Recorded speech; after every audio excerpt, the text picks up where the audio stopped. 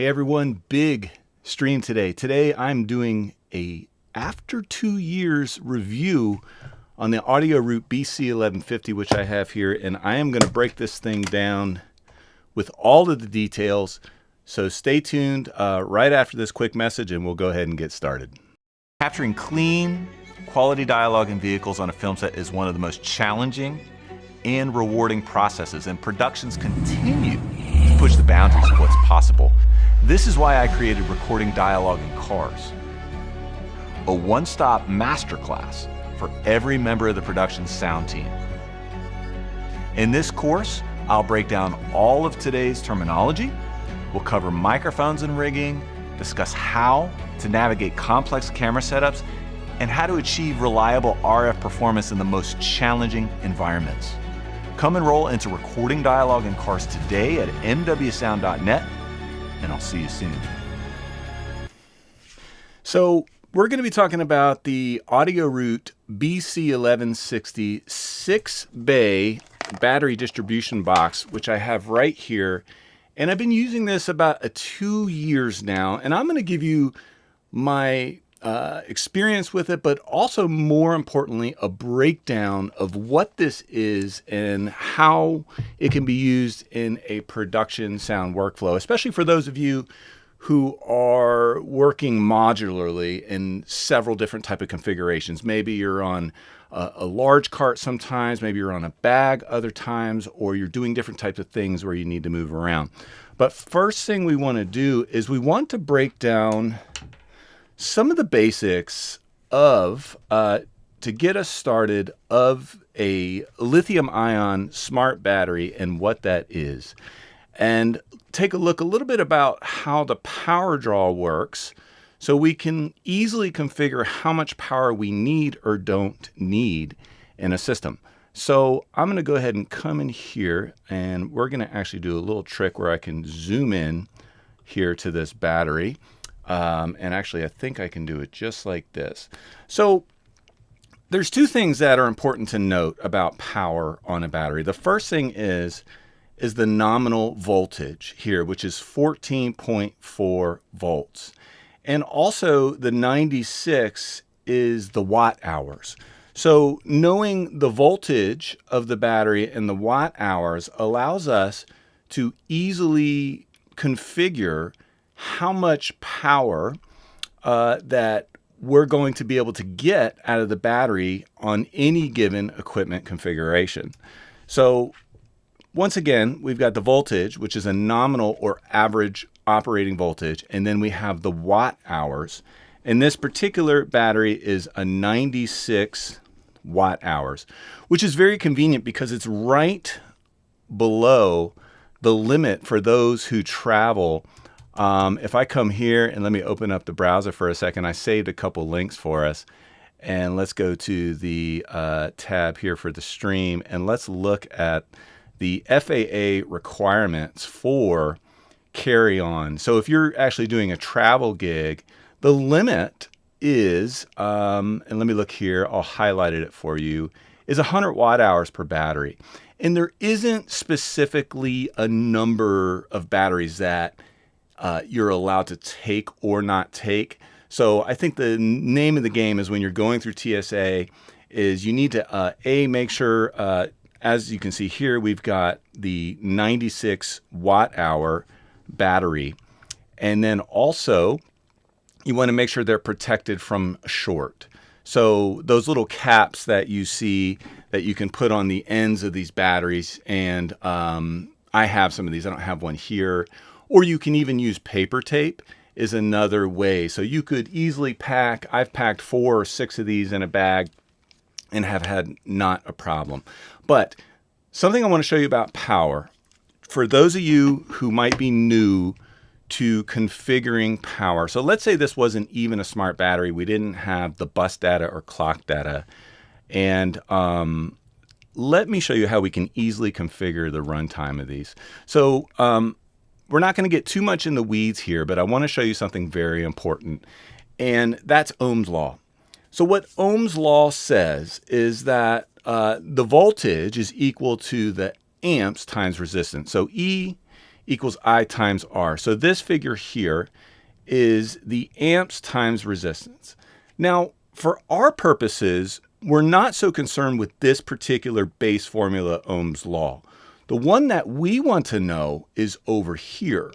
And that says power, or watts, is equal to the voltage times the amps. So let me give you an example of that. So if you draw a simple circle here, and we'll call it pi, and you put the P on top and the I here and the E here, basically I times E, or amps times voltage, will always equal watts.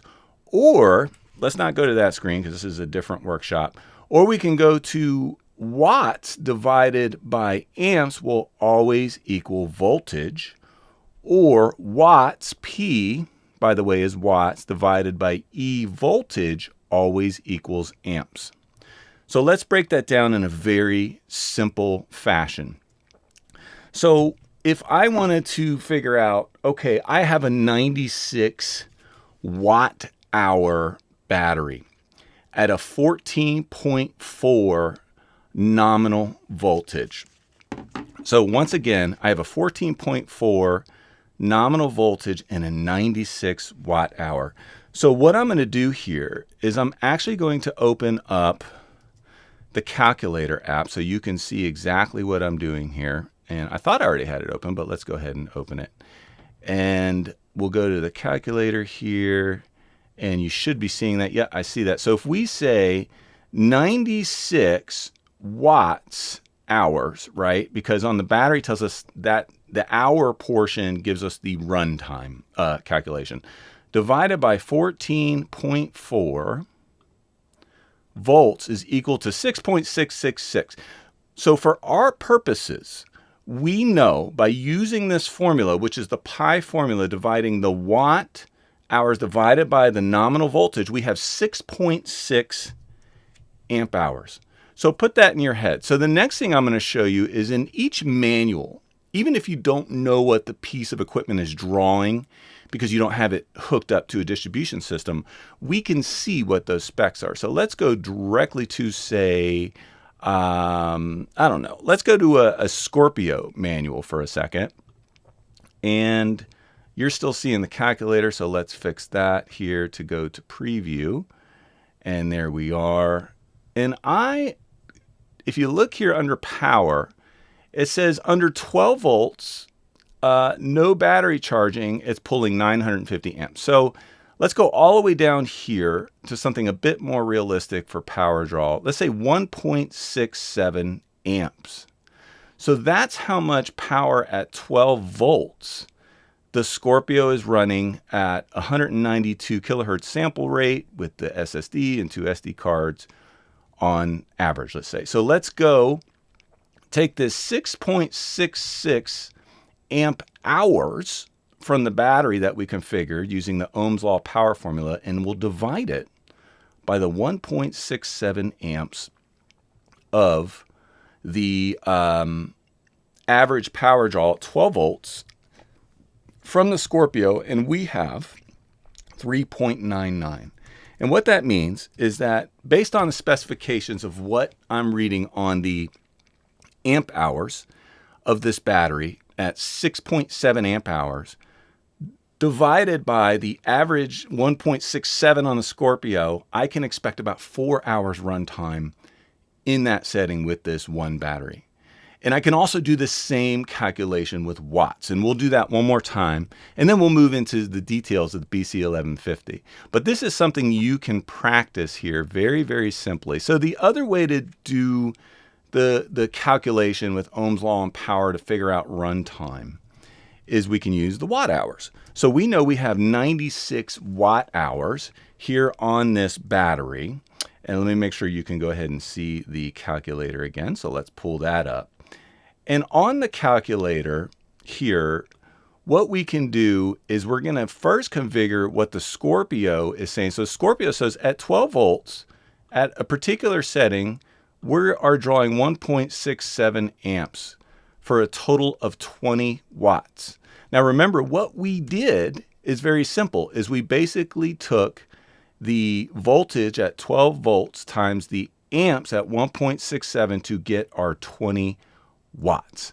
So now what we can do is divide the 20.04 divided by the 96 watt hour. So 20.04, I think it was, somewhere around there. So according to this, it looks to be about 4.79 runtime amp hours, which is a little bit of a larger figure than the one before, with the difference being the difference in voltage between the two. So there's going to be some play between the two. But that's just a formula you want to think about. Ohm's law will allow you to easily calculate your runtime for your batteries in amps or watts. So enough about that. I kind of snuck that in on you guys. You didn't think I was going to sneak in the Ohm's law in this presentation, but I just felt like it would be a disservice had I not do that. So so let's go ahead and move to the next section, which is the overview of the BC1150. So I started using this thing 2 years ago, and I'm very, very happy with it. Let me kind of zoom the camera out here. So at a basic level, this is a 6-bay battery combiner built into a Pelican case. And let me zoom out a little bit more here. It has a very nice compact size. Sorry I don't have a scale with the weight, but that would obviously be determined by how many batteries you have in here. So here we have the label with the eSMART BC1150. Here, we'll turn this around just to make this a little easier here, with some pertinent info on it as well. And let's see how good our zoom is on this here. We'll go ahead and zoom this in and see if we can't move that along. Okay. It gives us some helpful hints, like remove all the batteries for long-term storage, remove the batteries for flying commercially for those of you who travel. Do not short circuit. That's a good idea. That means don't connect the positive and lead and the ground together on these two for the power source. So bad things will happen. Do not expose the temperatures above 140 degrees Fahrenheit. That would be a probably hot day. So don't store this outside in the sun. And keep away from direct sunlight, which would obviously get you closer to your temperature that you don't want to be at. All right, so we're going to go ahead and disable this here. And let's zoom back out. I'm going to have to do some camera stuff as we go through this. So this is the package. So the idea is you could put this on a cart. You could put this on a tabletop.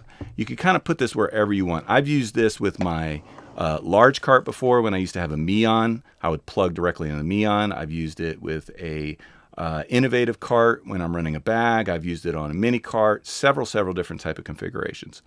So before we open it up, let's look at the different sides of it here. So this is obviously where all our activity happens here on the side of the BC1150. And let's zoom in nice and beautifully here so you can see everything really, really clear. All right, so this is an air intake, these two here. And this is your off-on switch. Currently it's set to on. So if you're going to be not using it, let's say overnight, and storing batteries in it overnight, you'll probably want to have it in the off position. Now this is an e-ink display, and it auto updates every 5 minutes when it's in the on position. But if I press it to the on position and then I press the refresh button, you'll notice that it refreshes and it's telling me the percentage of each of the 6 batteries in here. And I've got 5 currently because this one says 0% and I can see the percentage. Now, this particular unit uses a type of diode which basically balances the power output of all of these batteries. And what that means is that as we start to draw current from the BC1150, the battery levels will even out. So that's nice. So we should expect a consistent charge from that. So that's just something to know about percentages here. Here's an intake fan, which will run only when charging. If you're in a very quiet room, kind of like the room I'm in right now, you might hear it. That could be an issue. But if you're on an average set, I've never had a problem with it. Or I just don't use it if it's ever a deal, charging while it is that I'm working. We have a DC out here, a 4-pin. Now this DC output covers not only the positive, the 12 volt or 14.4 on pin 1 and ground on pin 4, but also on pin 2 and 3 is the bus, and the bus carries the battery telemetry, such as temperature, times charge, times remaining, everything that's built into the communication system that goes from this device to the battery back and forth. So that is going to be bus 2, and then bus 3 is the clock, or pin 3. And those 2 and 3 might be reversed, but I know one's a bus, one's a clock. Pin 3 is the clock, and that regulates the transfer of the data between the battery and the other source receiving the SM bus data. So all 4 pins operate here. Now this is interesting. I had fun soldering this one. This is a 12-pin XLR because I actually made custom power supplies for this unit here. And so you can do different things with this. So I had one cable configured just to do basically DC out to power a switch. And then I have another one that is designed for charging. And this takes a 24-volt power supply, and you want to make sure it's a minimum of 6.7 amps. I actually purchased the 6-amp version. I emailed them and I said, hey, the charger's running a little bit hot. And they said, oh, well, the spec is 6.7 amps, so you might want to replace that with a different one. The other interesting thing about this is you can use charging and power at the same time, providing you're not drawing more than 4 amps. So, so that is just over 50 watts in change, obviously at 14.4 volts. And I mean, a small bag or even a medium powered bag, 4 amps is, you know, I bet you there's a lot of carts out there that aren't drawing 4 amps. So you could use just the one power supply for charging and getting power if you want. And then of course, you have the dedicated DC input as well, which is a priority input. And both of these are priority input. So what that means is as soon as I plug in a DC power supply to this, it immediately stops drawing from the battery. So I don't have to worry about my batteries getting depleted, providing I have power. And that is seamless switching. So it will go from DC to battery or battery to DC without any issue. I will say one thing though, in my experience, and this is not just with this unit, I've noticed that switches, which have very small caps or capacitors, because the components are very, very small in these, well, in most devices these days. I've had some issues where switches have power cycled, going from power to battery or battery to power, but not just on this device, on other devices as well. But that's just something to know. So you want to make sure you test thoroughly going from power to DC. And I found that it really depends upon how much power you're drawing. You know, usually when you start to get above 6 amps and so forth, this becomes a little bit more of a thing than at the lower, 3 to 5 amps or so forth. So anyway, I digress.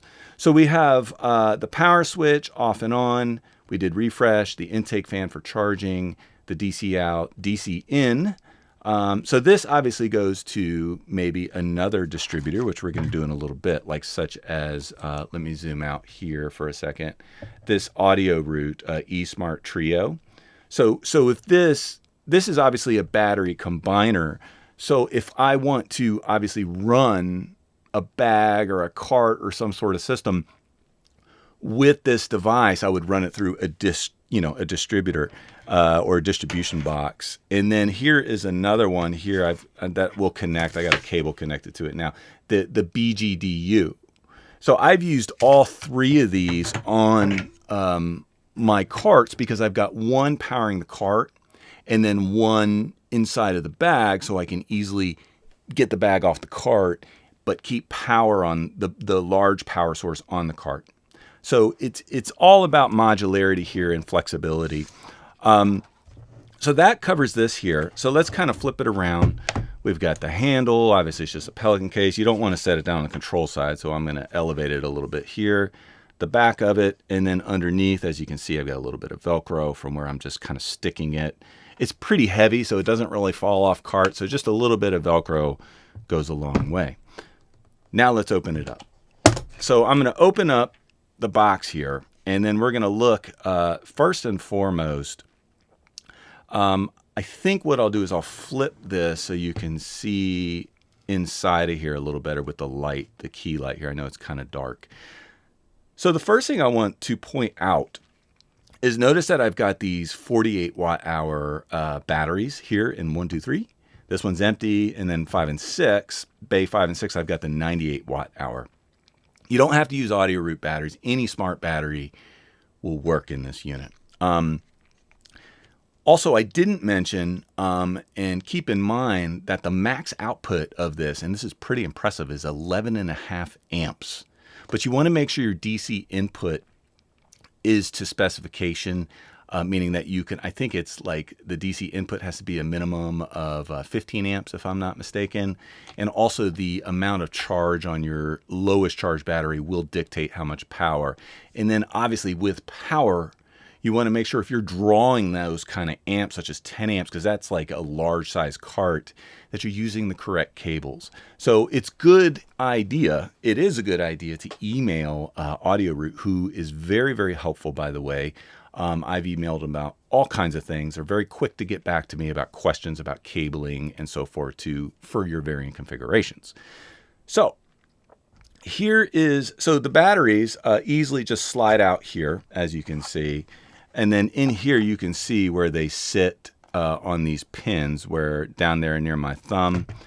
And this is a nice kind of metal surface here that secures these batteries. And when I say secure, the reason why I'm pulling this up, if I can get this to cooperate, this camera, sorry, here we go. All right, so there it is.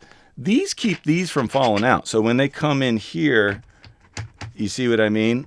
That's what allows us to use the small batteries, which is really nice because I see other units, and this is the only unit I know of that can actually utilize both the 48 watt hour and 98.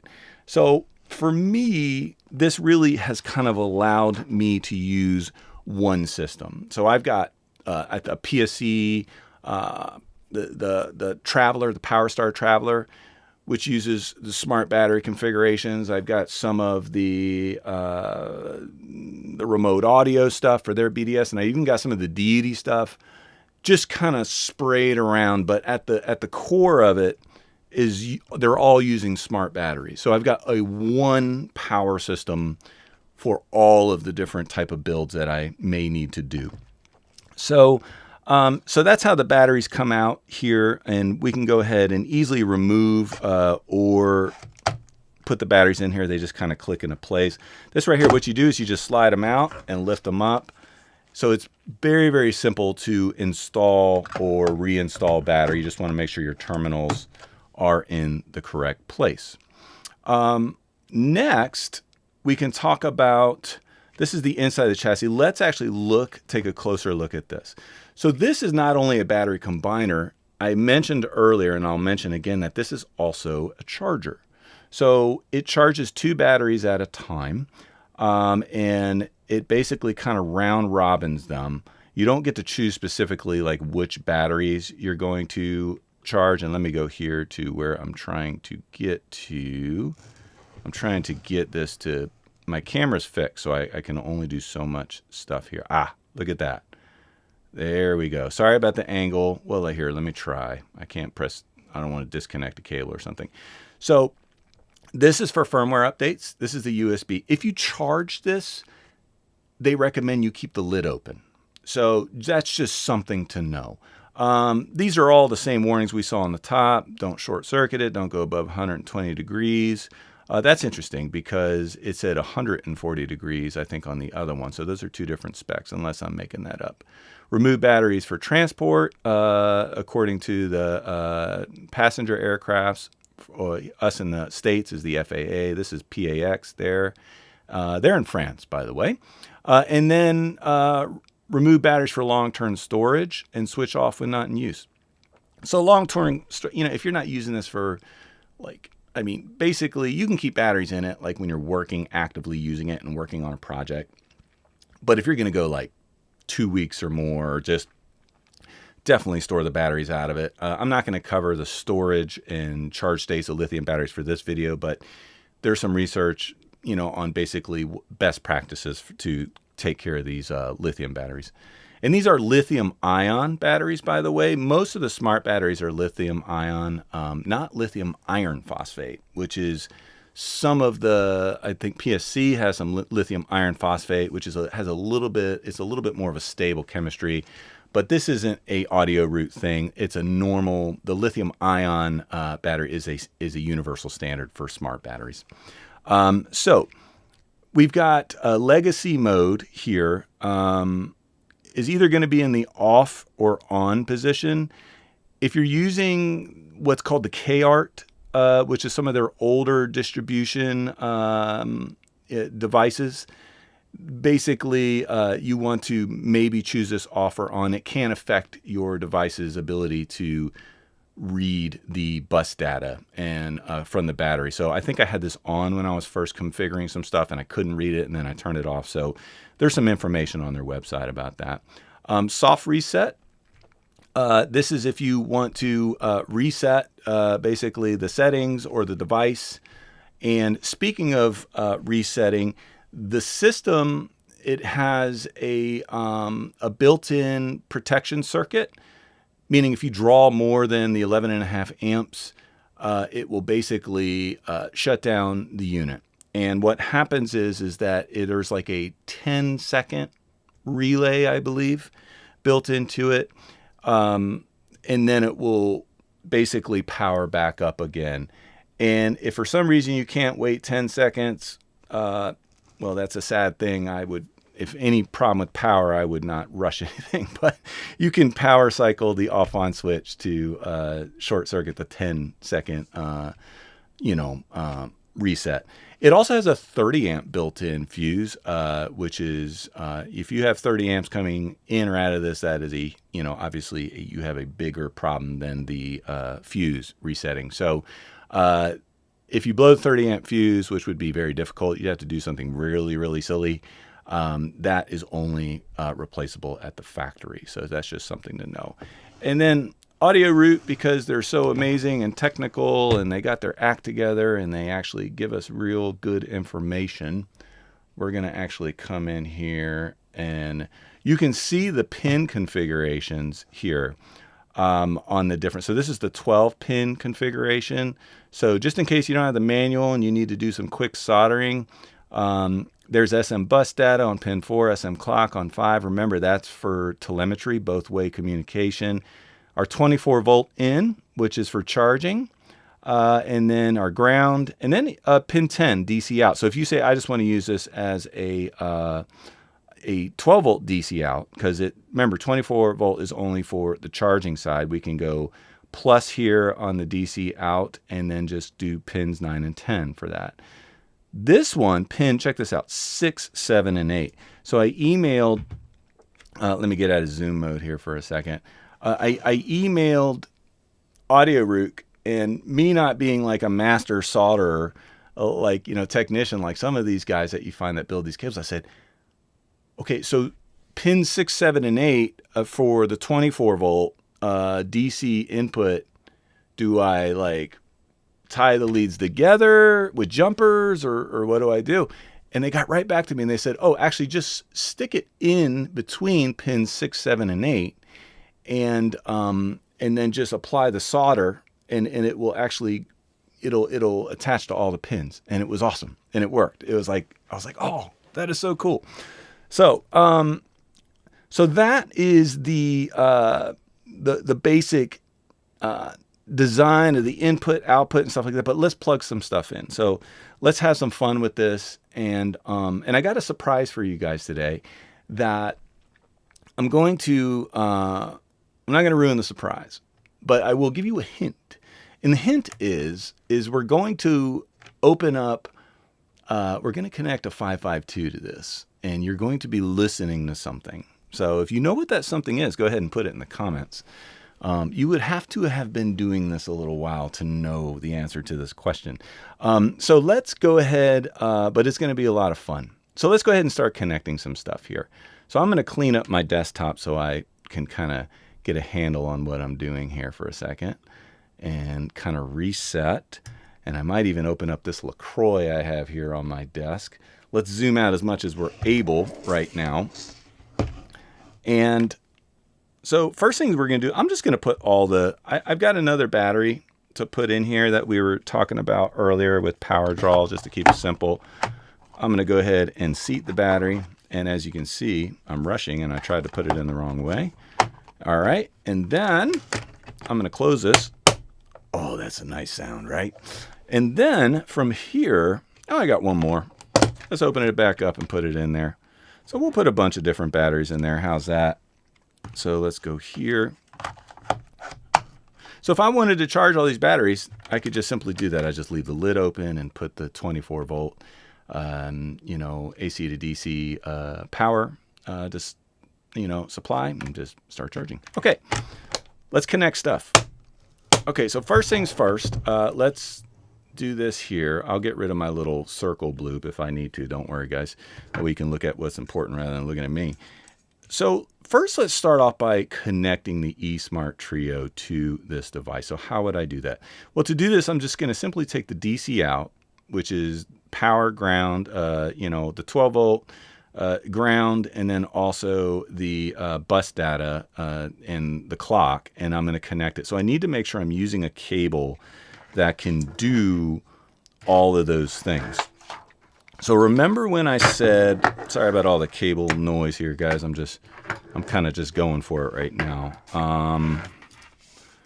Let's see here. Okay. Let me see if I can zoom into this, because this, a man, you know, it's funny. One of the dealers, I think it was Gotham Sound, reached out to me and said, "What kind of cable was it again that you're supposed to use?" Because they did some stuff for me, and I wanted to. There's no way this is going to focus. I'm going to have to go to manual focus here. Let me do this. Hold on one second. You can hear a little click. Bam. Oh, okay. That's not what I want to do, but here. This is, I know it's AWM. I know it's in reverse. So sorry, but you're going to have to strain for this. Oh, there we go. And digital zoom. There it is. Let's flip it. See, if I would have just been more patient, I could have done. And let me get the focus. This is literally a 1.7 lens, guys, so you got to bear with me. Okay, so AWM 2464. Feel free to screenshot that. 60 degrees, 300 volts, VW1, E8 2373 Formosa. Makes me think of Formosa Group in LA. L.F. That, and you might go, okay, why are you showing me this? What's the importance of this? The importance of this is the exact cable that was recommended from Audioroot, because it can carry 10 amps. If you use a cable that's not rated for 10 amps, what's going to happen is you're going to lose power through heat, because the heat has to go somewhere. So when you're conducting a wire that's not rated for that amount of power, then it's going to start heating up, and worse things can happen. Meaning that your gear's going to keep trying to pull it, and it's not going to be able to give it, and this thing's going to keep heating up. And guess what happens after that? I think we all know. We don't even need to go there right now. So make sure you contact Audioroot, or, you know, if you're pulling 10 amps out of this and you're not, let's say, a super experienced technician as far as wiring and stuff is concerned, contact the, you know, manufacturer on specifications. And make sure you communicate like how much power you're going to be drawing. And you would know this because you know Ohm's law now and specifications and all the cool stuff that we've done. Okay, so I digress. So let's go ahead and plug this in. All right, so this is our DC output. So this cable is wired pins 1 through 4. And like we talked about, I'm going to go ahead and connect it here to the eSMART Trio. And this is not an eSMART Trio video, but I might as well show you here. Oh, I'm still in manual focus mode. Let's go back to autofocus. There it is. Boom. Okay, so this is a high priority input. This is what we would do. This is like a backup. So like if I pulled this out of the BC1150 and I had it in like a bag, let's say, then as long as I had a battery source here and here, when I disconnected this, I would have continuous uninterrupted power to battery 1 or 2. All right, so let's go ahead and plug this in. And let's go ahead and power it up and see what we got. We got nothing. That's a joke. We do have something. Okay. So see how it says 0 here? That means that my legacy mode needs to be on this, because it should be showing me telemetry. So let's go into here. That might have to do with the firmware version on this eSMART Trio. I thought I had that switched. I wonder how that got switched back. Okay, so here you can see, and it might be a little bit overexposed, but just bear with me. I can actually read it for you. So this says, this maxed out at 100 hours. Where this unit, here, let me zoom in. Let's get, currently we're drawing, we have nothing plugged into it besides this unit. And we are drawing 0.04 amps, okay? Or 0.4 milliamps would be another way to read this. So this gives us the temperature of the unit, the batteries in Celsius, and then here is the time remaining. So if we somehow was only pulling 0.04 amps, we would run this for 23 days, 9 hours, so obviously nothing's connected. Here, this just says 100 hours, because that is the max reading you're going to get out of this. But let's get to real world for a second. Let's start plugging some stuff into this. But I just wanted to show you how the telemetry kind of pulls. And just to have fun, let's actually add another device in line, which is the BGDU. And the reason why I want to show you this is because it's cool. All right, so this is, let me pull this here so you can see this, because this is wicked cool. All right, focus. Focus, focus. I can make it focus if I need to. No, I'm going to have to force it to focus. That's it. There we go. All right, so this is power plus the bus and the clock. So this output will also send the telemetry data to the BGDU, which is super, super cool. And that is a 4-pin female TA4 input, right? Which is reverse of what we're used to usually seeing. So I had to solder up a 4-pin male to make this work. And so let's go ahead and plug that in. And I see it blinking. And then let's see what we have here. Look at that. Boom. They both say 100 hours. They both say 94%. And they both say they're pulling, it's interesting. This one is pulling 0.06 amps. This is 0.04 amps. And this is 0.06 amps. So I find that there can be subtle variances, and I think it has to do with how it's reading the bus data, but it's always right on point. I mean, we're at a milliamp reading, so things might get a little, on the telemetry, a little wonky there. So let's plug some stuff into it. So now that we did that, so we've got other stuff here. Now this is where things just get squirrely. Oh, okay. This, my pride and joy. If you know what this is, put it in the comments. I'm sure most of you guys do. This is a Sound Devices 552. This is the last generation how do I say the right thing? This is the last generation of the old school transformer-based preamp sound device mixers. This thing is, I love it. I will never get rid of it. It's a problem solver. It's the Sound Devices 552. So let's pull this in here. And we're going to have a little fun. I said I would surprise you with something, but first, sorry, back to business. Let's plug in. Let's, get official. Let's get back centered here. All right, so let's plug into the DC out of the BGDU. BG Red. What is it? What the hell is this thing called again? Oh, the BGDU. Yeah, I got it right. I just was doubting myself. All right, so we're going to plug this in. All right. I heard that because I think we've got audio coming through.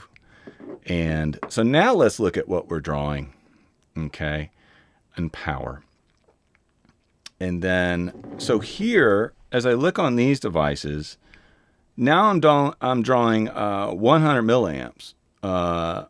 this thing almost draws like no power. Now there's no phantom or anything engaged on this right now.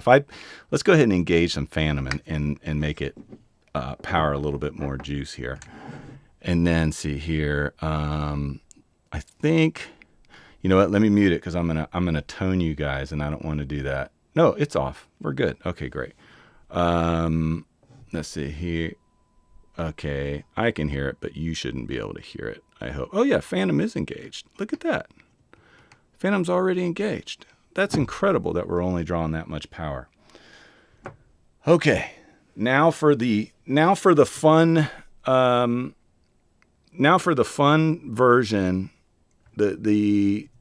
of the segment where we take a break, and I'm going to actually do something that I just thought would be really, really cool. Okay. So what is that something? All right. Let me make an adjustment here. So put in the comments if you remember the robot inside of the 552. Let me go ahead and put the comments up here. Comments and reactions. There it is. Okay. Hey, Andres. Hey, Alan. Great to see you there. Okay. Nobody knows. That's okay. All right. So here we go. If we go ahead and do this here. Output limiter threshold. Oh, hold on. Balanced DA3 output. Ladies and gentlemen, that is my German friend Sven. Direct output. Return mode. Return pause. Sample rate. So before Instagram and before all of the stuff you had out there and the beauty shots of all the amazing, gear that looks like it's coming from some sort of weird commercial that you didn't ask for, there was Sven. And my favorite thing he says is this right here, guys. Output limiter threshold. Output limiter threshold from Sven. All right, anyway. That is how I have fun. Sorry, I know that's probably kind of weird for most, but that's okay. I'm all right with it. I've settled into it. So we can see, so let's put a little bit more power on this, that we can actually put a little bit more strain on this unit, and then we'll do a couple other things. So I think somewhere, oh, look, you guys might recognize this. M2D2, the Sonosax M2D2, literally the best headphone preamp on any piece of audio device I have ever listened to is on the M2D2. It's stunning if you've ever listened to this thing. Sonosax, they're just at a whole other level. And makes sense because a large part of their market, we see obviously the huge history in film and production sound, but very big in classical recording and high-end recordings and preamps. So anyway, I digress. Let's go ahead and plug this in, let's plug it into the BGDU here, and we'll just go like this and then see if we can get this thing. So we'll power this on by pressing these two things here. Here's the Sonosax M2D2. I've got a video on that, by the way, if anyone's interested in learning more about that unit. It's called something Sonosax M2D2. And so now let's look at the telemetry and see. Okay, so now we're drawing, and I know it's a little out of focus here. Let me get this out. Let me pull it back together here. I know we had Sven fun. So now we're pulling, according to this, about 0.40 amps. So about 400 milliamps. And let me refresh this. See, we can say 0.40 amps. And then what's really cool is we got the remaining runtime.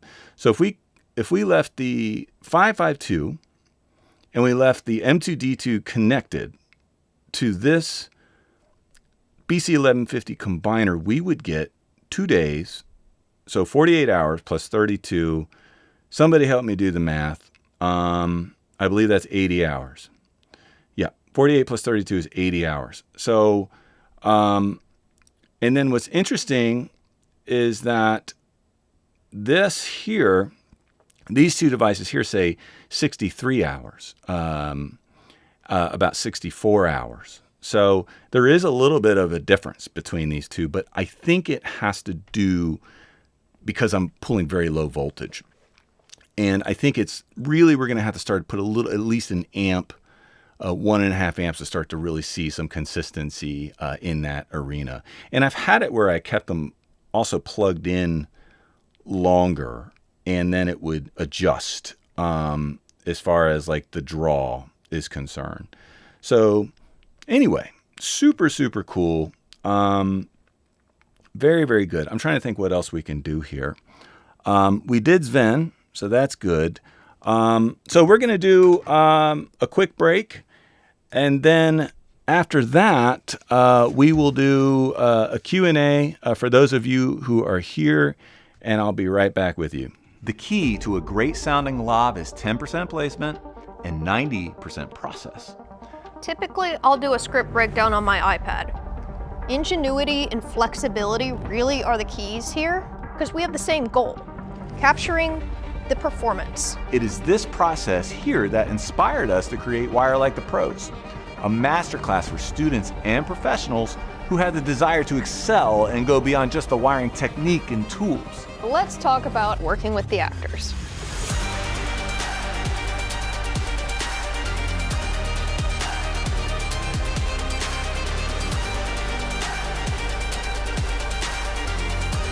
So I invite you to come over now and enroll into Wire Like the Pros at mwsound.net.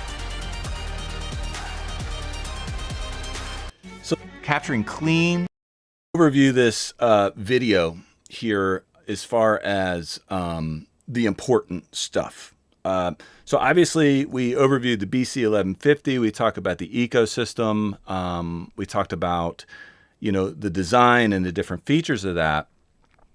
But also, very importantly, remember this, Ohm's law, especially the power side of the equation. So this pi is critical for all operators. So spend some time with Ohm's law, calculate your watt hours, calculate your amp hours, and do some math to try to figure out the draw in your system. Because at a fundamental level, all sound mixers should understand Ohm's law, and they should understand how much power their system is drawing and how to calculate runtime with varying voltages and amps. And it's very simple math. So hopefully that was helpful to you.